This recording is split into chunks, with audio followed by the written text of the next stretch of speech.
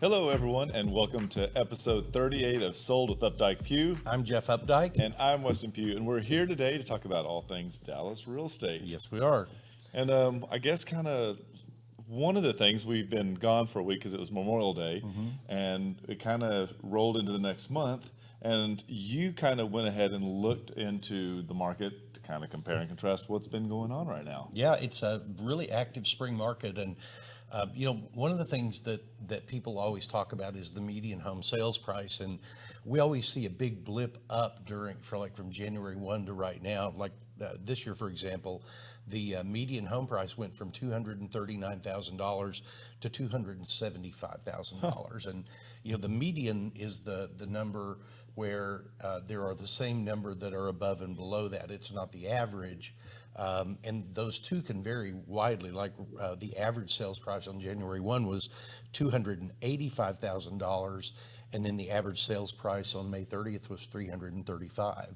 So you can see, with those numbers, the higher price points are really selling right now. Right. Lower price points always do well. Number of homes for sale right now, we've got about 32,000, almost 33,000 homes on the market, and that is the largest number of homes on the market since August of 2014. So the market is really kind of building with inventory. We do see that a lot of this time of year. Like in May alone, we had over 16,000 new listings come into the MLS. Yep. I think it's just one of the things that we normally see in the cycle when school is getting ready to and then lets out. It's like kind of like the floodgates finally open and everybody's coming to the market. Yeah. I think one of the things that we've noticed differently this year is for the past several years, we've seen the market really take off like January 5th or January 7th. And this year, I feel like it didn't really take off until like March 1st or even April 1st of this year. In May of 2018, at this point in the year, we had almost 11,000 homes that were under contract. And right now we only have about 9,200 that are under contract. So I think starting later in the year, with that average close cycle being 45 to 60 days, we'll see that number come up, but it's a little bit lower than what we've seen historically. And the number of closed sales that we've seen this year is a little lower than what we've seen over the last several. Like in 2018, there were 11,500 homes that were closed by now, and right now we only have about 10,700 that have been closed. So it's a normalization in the market. Definitely a normalization. In the last several years, we've seen this 10% per year price increase, and we're not going to see that now. So, but 2019 is shaping up to be probably the second best year on record that we've ever seen. So, and that's amazing that we're having these records back to back. And it's very interesting because even when we look at how it drills down into certain neighborhoods, into certain zip codes, into certain areas that are geographically bound, things can be different. And so it could be really rapid in one area and things could actually taper off in others. So if this is something that you're interested in, you'd love to know a little bit more about what's going on in your neighborhood, we'd love to help you out. One of the quickest ways is to go to homeprice.fyi. It's a great way to get an immediate evaluation, and then it's a great time for us to have a discussion. Yep. One of the other things, too, that we wanted to kind of jump over is talk about early voting, and early voting actually ends tonight at 7. That's correct. And I think it's easy to go online. You've probably gotten calls, robocalls, robotext right now. Everybody's giving you these quick and easy links in order for you to get out and get to vote. And we think it's critical, even more so now, to get out and make your voice heard. So if you have a chance, do it. Yeah. And do you know it's June 8th, not 11th? I said 11th earlier. Yeah. June 8th is the actual election date where we're going to elect a new mayor in Dallas. Correct. There's a couple of city council races that are runoffs. I'm sure in some of the other municipalities around the city, there are, other runoff elections that are going to be decided that day. But It's a good time to get out and exercise your right. exercise your right. One of the last things before we get started is talking about the open house that Jeff and I are going to have this Sunday from 1 to 3. Yeah. This is this developer that builds in North Dallas, and we actually helped sell one of his houses earlier was last year, wasn't it? Last year, yeah. So great product. It's going to be at 24 Wimberley Court, and this is going to be a 4-bedroom, 4.5 bath, 3-car garage. Comes in right at 3,476 square feet. So if you'd like to see it or any more information, we'll be there from 1 to 3 on Sunday. Absolutely. Yeah. So let's jump into the houses we have today. We themed them this week. Yeah, we themed them again this week. Tell us, you were the one that put this together, so. So I think that we let the market actually kind of help dictate what theme we're going to pull, and it seemed like right now there was a lot of great craftsman style homes that we wanted to bring on and show people. And this is just a small segment of the craftsmans that we found. They are kind of lumped in a certain area, so we may not dig so deep over and over in each one of them because they are geographically so close. But the Craftsman is more of an Americana style home. Lots of time they have brighter colors. They're bigger on the porches. They're very square in nature in the forms that they are set up. But we brought on one original that has been redone, and then we brought in 3 that are actually new construction that are still within that Craftsman style, because so many times in these neighborhoods, the builders are incentivized or are required to actually keep the original neighborhood alive by building back in that. So the first one that we're going to take a look at is going to be 5247 Miller Avenue. Yeah, and this is in the Vickery Park neighborhood, not Victory Park. Vickery Park neighborhood. And, this neighborhood is one of the older neighborhoods that we've seen a lot of new building going on in. One of the really great things is they're really retaining the charm of that neighborhood, and like many of the homes that are being built over there, while they do follow that 1920, 1930 craftsman construction, they're having all of the modern amenities, and the location on this one is just great walkability to restaurants. I was trying to look up the walkability score real quick, but it's probably, I'm guessing probably in the 90s. Yeah. There's good shopping there, right across Highway 75 in the Knox-Henderson area. And there are such great restaurants all up and down Henderson now. And the craziest thing is like Lois Greenville, the way that they reconfigured the streets on that area, and the way that it's become more of a restaurant designation area has really changed. And then you had Trader Joe's that came in, made a big jump into that. And then that is an easy connection into Deep Ellum. And Deep Ellum has changed overnight. We were just there on Saturday night at one of the restaurants, and we had some people that were a little bit older, and they kept saying, golly, this is not Deep Ellum how it used to be. So it's a great area. Again, we're going to call it Epicenter adjacent. So inside the home, it's a 4-bedroom, 4-bath. It's 2-car garage. It's 3,960 square feet and was built in 2019. This is a new construction home that's got a really nice setback on it, a great front porch. It is definitely one of those front door neighborhoods that you get out and meet your neighbors and spend time, and kids and the dogs play in the front yard, and it's just very, very well laid out. And this one is again, they've done a really good job of like keeping with the high ceilings. A lot of the designs had those larger entries in these craftsman style homes. This one has that large entry you're seeing from here. We're looking from the back of the house all the way to the front door. They've done a great job of interpreting this one by actually adding a really large kitchen family room combo with this high ceilings, which is so well done. The oversized island right there that you can see, that island is the leather finish, which has really come on strong as of recently. White cabinets, again, they go back with the stickly cabinets, they go back with the extra detailing in the crown molding. And this home is very, very well insulated. One of the things that we poked around and noticed inside of the attic was that they've actually foamed underneath the roof decking. So they've gone ahead and gone not just foam on the side, but actually into the attic as well, which adds just, again, enough insulation to really decrease that energy. Yeah, and a lot of people have decided that they can spend a little bit more on the home because the operation of the home is so much less than it used to be. If you were to buy a 1920s construction home of this size over there, your operating costs on it are going to be crazy, from maintenance, electricity, water usage, everything. But, when you've got a 2018, 2019 construction that's encapsulated like Yeah. these are, it makes a huge difference. Yep. One of the last two things that we'll point out about this home that were really great about it is that it actually had stained glass from an original church that they've actually added into the dining room. And one of the other design trends that we're seeing is that they've added a second utility room. So the master's down, and that master has its utility room for that. But then there's a second one that's upstairs for the second bedrooms and also for the second living space. So really well done home, I think. Yeah, it really was. Yep. And this is priced at $1,050,000. It is, which brings it in about $265 a square foot. And we'd like to say thank you to Carolyn Black for letting us talk about her home today. Beautiful home. And the next one that we're going to stay in is going to be 5829 Belmont Avenue. And this is in the Belmont subdivision. And this is, again, we're going to stay in the East Dallas area. So it's not that much different. You're going to have the same access to the different highways, Abrams, Mockingbird, Greenville. And then the other thing is you have great access to White Rock Lake as well.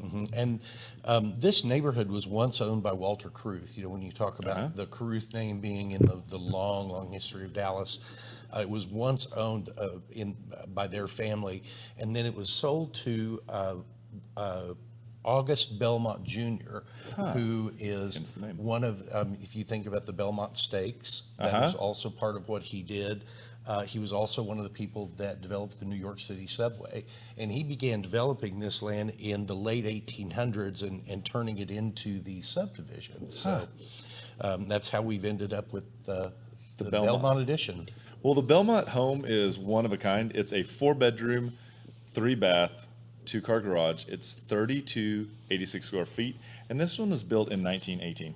And this is one of the houses that I have driven by many times. And it's so recognizable because they have actually taken and detailed the address and the street name on top of the porch right there. And this house has been redone from front to back. We were able to meet the agent there, Albany Shaw, and she gave us a walkthrough and did a great job of explaining some of the extra things that this family has done to the house. Yeah, I mean, they've done everything from putting these really super high quality windows to new hot water heaters, commercial 21 SEER HVAC system.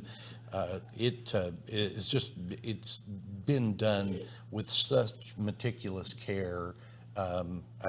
It was just an astonishing home. It's a gem, and it's one of those houses that you can walk into and you can realize that the family had a ton of ownership and pride in the house. And so they took and went the distance, not only with what was inside the walls to make it that much better to live in, but also the detailing within this house. So this is the formal living that you approach when you come in, and then it goes to the dining room, and then to the galley kitchen, which is amazing, and then to a second seating area at the back of the house. And if you can find that one picture, that's kind of a good picture, but at the very back, they've done this amazing iron doors that open up to the backyard that are the entire wall of glass at the back of that house. I'm just by the feel of it, I'm guessing it was commercial grade doors that they used, but there's a couple other homes that we've been in that have done this as well, and it just changes the way that the home looks out on the backyard. Yeah. And it was such a clean look. The master's also at the back of the house. Again, master's wonderfully set up. Good configuration for the master bathroom, and the closet was exactly how you would expect it to be. Upstairs, I was extremely impressed with the built-ins that they had done for the second living room.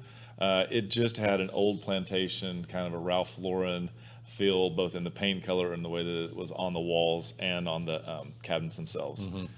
Yeah, this is the master bedroom. That's the upstairs living room. Upstairs living room. Okay, I'm sorry. They're both on the back of the house Yep. and right next to one another. But you can see they've even got living space for the dogs there. Oh. It's interesting. They were Albany was even showing us the pet door that goes out that's got its own private light. So that he knows when he's coming and going, I guess.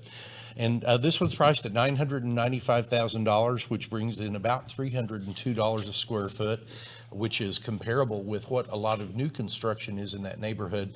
But I would venture to say you would not find the type of care and detail in a new home that went into putting this one together. Yep, that one was just stamped with a lot of good intentions. Absolutely. It was well done. Our third one today is 6003 Prospect, and this one is also in the Belmont subdivision. Same neighborhood, very 3 blocks away. Great walkability over there. This is a little bit farther to the east. I'm sorry, my brain got turned around there. But the access to Greenville Avenue on this one is just fantastic. Yeah, and this one also is getting you a little bit closer to Grand Avenue, Garland, and Gaston, which will allow you to get to and from Ross Avenue and all the way to 30 a lot easier, so you can be in and out of the neighborhood quite well. We're going to keep saying it, but these are epicenter adjacent because it's going to get you deep Elm, Lois Greenville, up into Knox Henderson area. You can cross into West Village and be in Lake Highlands as well if you were taking Abrams and Skillman quite quickly. Yep. And this is a really nice 4-bedroom, 3-bath home, 2-car garage. It's about 3,750 square feet, built in 2005. So it's one of those that was built a little bit later. It's not brand new, but it's certainly not one of the original structures either. Right. Very original look. It's got the wonderful front porch, certainly room for a couple of rocking chairs out there. And so what I loved about this one is that when the house was created, they actually went ahead and went a little heavier on what it would have been if it had been more of a period piece. So, and that was the image of what we would say was the study. The study, yeah. And they've done heavier paneling. A lot more of the trim and molding along with the doors have been kept in the stain grade. Here you can actually see the entry into the dining room, and those are the columns right there. And that angle and the height at which they start, that's all very, very period piece to what we would find in a typical craftsman style home. And then this pitches to the back, and I would say that the living room kitchen combination with its dining room or its little breakfast nook, I love the combination of this. I thought this really, really worked well. Yeah, it really did, and it's been meticulously cared for. It's got good outdoor space there with an outdoor kitchen, outdoor seating for dining. The beanbox ceilings, which really kind of give it that warm, homey feel. Sometimes you get into a house that's got the 11, 12-foot ceilings and they're flat, and they can get away from you a bit. But this one really just kind of settles the whole room. Yeah, and the presence of the wood that they've used in the cabinets, as far as the warm stain, and then how it echoes on the trim, and again in the detailing in the ceilings, all that really begins to create this whole package, both that is consistent with the craftsman style, but also has a very, very homey style home. Yeah, this is the upstairs living area, and again they brought that the really pretty wood floors up there, and just kind of continued the warmth from front to back on it. And this one also has the pool with the fire feature with the hot tub. Outdoor kitchen is also a great setup. And this then conveys or connects to the detached garage, and the detached garage then above that are guest quarters. And the guest quarters are large enough because the garage is also oversized, so it gives you a little extra space. So this will include a full kitchen. It includes Full bath. breakfast nook, and a large enough area for you to have a living room and a probably queen size bed. Yeah, it's a great setup up there. There's a lot of guest houses in the East Dallas area, but I don't know that I've seen one quite like this. It's in such, there's a picture of it. It's such a great space to have. This one's priced at $900,000.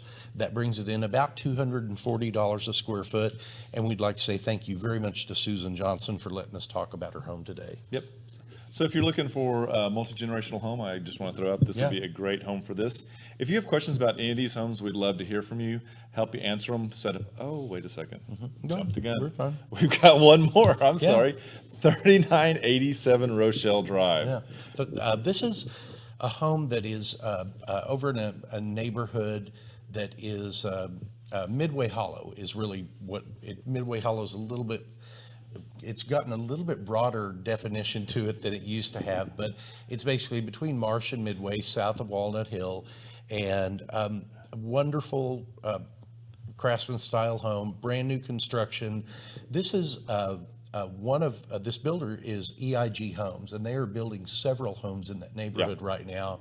The man that owns the company is from a family that is the largest home builder in Florida. Wow. So great experience, great home, really putting a lot of love and care into these things. And this is one of the areas of Dallas where the lots were at the right price, they were at the right size, and the home builders during this uptick have discovered and gone through, and there are times when certain areas of these streets, it feels like it is a completely brand new neighborhood with the mature trees. And this is definitely one of those. It's a 4-bedroom, 4-bath, 2-car garage. It is 2930 or 3921 square feet. And one of the things that he's done is created what could be a bedroom or a study downstairs behind those barn doors right there, because they do connect to a full bath. And so this is, again, one of the things that even our clients this year have really been looking for is downstairs secondary bedroom for a multi-generational scenario. Yeah, and it connects to the full bath right there off of it, which also connects into that hallway Correct. there. And it's a wide open living space. It's that very popular floor plan where the kitchen with the center island, the sink, and it all opens to the dining room, as you can see to the back there, which opens with the really big low-E insulated windows out to the backyard. And if we looked at that from a little bit different perspective, you would see how that in itself opens to the den there, and which is your second living area. Yeah. And there you go. And with the center open double wide doors, it is very, very inviting out onto that patio. And one of the things that you can tell about this builder is that they've actually had experience in styling as well, because they didn't do a really formal area dedicated just for the dining room. The dining room is an oversized extended breakfast nook that is at the back of the house that actually can work as, like, if you wanted to be watching what was going on in the backyard, but you wanted to stay inside, it can still do a large dining room, a large dinner party or a holidays, or just be regular family night. Upstairs, you've got a great secondary living space, and then bedrooms 2, 3, and four. master and 4 are upstairs. Yeah, and and again, they carry those wood floors all the way up to that landing, and as you can tell, even here into the master closet. And the bathrooms are done beautifully with this really light gray tile, which is very, very popular right now. Architectural tub that's set on a diagonal in the corner, which is a little bit different than what we see, but it fits really well into this floor plan. And big walk-in shower with the double vanities. And one of the things that if you haven't experienced it before, one of the things you're going to love about this bathroom in the master shower is that there's not tons of glass to clean every time, as I am learning the hard way. Attention was also paid to the closet with custom finishings in the closet to make it perfect for any fashionista. Yep. And this is a really great value, priced at $939,000, which is about $239 a square foot. And we would like to say thank you to Sharon Red for letting us talk about her home. Yep. So now I will start with, if you would like any more information about any one of these homes, please let us know. We'd be happy to set up a viewing for you, or to share you comps or other homes that are in the area. Yep. So what are we going to talk about today in the second segment? So second segment is, again, we're going to let things that are going on and around dictate it. And given the hail that we had on Saturday night, I don't know if you had it at your house, I had hail at my house. I thought it would be a great time for us to talk about roofing, what happens when your house or your roof is damaged, and just give everybody a game plan. And so we called it the 4 musts before replacing your roof. Yes, it is that time of year when if you bought a home that was later in life with the roof and you're kind of praying for a hailstorm, this is the time of year that you might need to do your double praying. And the weather here has become so unpredictable that you just have to be prepared and don't overreact. Don't share too much information. Just there's a lot of do's and don'ts. And so we wanted to kind of hit on 4 today. Right. And talk about number 1, file your insurance claim ASAP. So this would be in the scenario that you have experienced a storm and you did have damage and you need to have it done.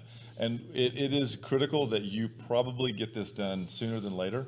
And an ounce of prevention is worth a pound of cure. There are different apps that you can download and go ahead and set up your user ID, make sure your claim number is in, or your account number is inside that, and be ready and familiar with that. Because after the storm, it really does pay to be one of the first ones in line versus reacting. Sometimes even 24 hours can be problematic. Yeah, it's definitely something that you want to let your insurer know about right away. Yep. And it might be 2 or 3 or 4 days before you get a phone call. Well, you're going to get a phone call back right away. Right. It might be 2 or 3 or 4 days before you're going to hear from an insurance adjuster. And don't freak out, because there are people that do get beyond getting just damage to their roofs. They get parts of their roofs torn off, and many times those these calls are all categorized based on the severity of your damage. And so, if you're one of those people who's got a hole in the roof and it's leaking in, you want to be at the top of the list. But if you're one of those that just had your roof beaten up or your fence knocked over and there's not really any ongoing damage, it pays to be patient and let the process kind of flow. Absolutely. And one of the other things that we want to point out, and this was what one of our clients told us, is that they actually met the inspector there and they kind of discussed what had happened with the last storm, and he looked at the roof, and then the inspector began to look at the fence and the outdoor furniture and the shed, and there were other things that were included in this entire coverage that if they hadn't actually been there to meet the inspector and kind of begin this discovery process together, that they could have really been out several thousand, tens of thousands of dollars in this case from missing the claim. Yeah, just missing numbers in the claim is all. Yep. So number 2 is select roofer and set your expectations. So this is really one of the times when you're going to set all the work up and you're going to set it in place. And this is when it's very important to be as clear and as concise and as direct at this point with whoever's going to be doing the work, so that at the end there's not this misunderstanding or miscommunication. And one of the first things Jeff is going to talk to us about is why it's so critical not to actually share the estimate that you get from the insurance company. Yeah, this is one of those instances where your insurance company is probably going to send an adjuster out, and they're going to give you an estimated settlement based upon what they see in terms of that damage. The other side of it is there are going to be a lot of vendors who will just come out and say, "Oh, well, what's your insurance coverage? How much is your deductible? How much?" And those pieces of information aren't necessary to talk to somebody about getting an estimate for your roof. So keep that information to yourself. And if you've got a contractor that you have known for a long time and you work very closely with, that's really different. But how many times in our life do we need a roof? Once or twice. So if you want somebody to work with, we've got people for you to work with. Yeah. Certainly give us a call, and every one of them are trustworthy. But if you're calling someone that you don't have a relationship with, don't share a lot of information about what type of coverage you have with them. Absolutely. And one of the other things that you want to avoid is the traveling storm chasers. We all see them, and it is their job in the summer just to follow the storms. But those are people that are not local. They don't have relationships with people. They're not expecting repeat business. And because of this, I'm not saying that it's always going to be problematic, but if there is a problem, that's when it is going to become difficult to get that handled. Yep. And you want to make sure that whomever you do choose to do the work is licensed, bonded, and insured. And that goes to the extent of asking for a copy of their insurance certificate, contacting the insurance company on their insurance certificate and making sure it's a valid form. Because if something were to happen and one of their workers were to get hurt on your property and they are not insured, you don't want to be involved in the second claim. Correct. On your insurance policy at that point. you also want to make sure that they understand the process of pulling a permit and making sure that whatever is required to close that permit is done, because as Weston said, a lot of people just come through cities following the storms, and they don't do all the detail work that's necessary. And you may never know it. We had a client who purchased a home that all the permits weren't closed out on, and when they went to do additional work, they had to jump through hoops to get all those old permits closed, and that was a lot of work for them. It is. And so it's just a couple of little things that can really make this process, which seems super stressful, a little bit easier. And so with that one, we can move on to number 3 Yep. really quick. And that one is going to be, is now the best time to replace your roof? And I thought this was very strange the first time I ever heard this, because I thought, well, of course it's time to replace the roof. But if it's not actively leaking, it's only damaged to the point where the granules have come off and they're still intact. One of the things that you really may want to consider is, are we done with the storm season? If we've only begun the storm season, there's a chance that you could be experiencing another cycle and that you could then have another deductible out of pocket. And so these are things that we've talked about.